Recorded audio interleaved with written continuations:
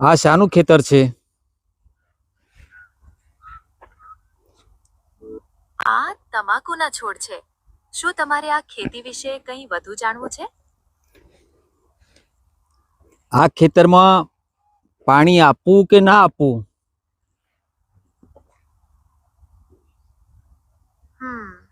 જમીન થોડી સૂકી લાગે છે.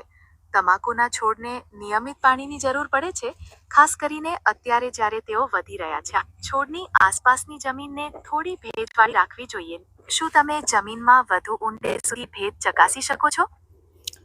હા, હવે આ આ છોડ ઉપર કોઈ રોગ દેખાય છે?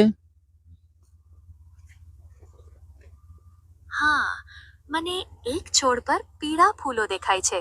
શું તમે આના વિશે કંઈ વધુ જાણવા માંગો છો?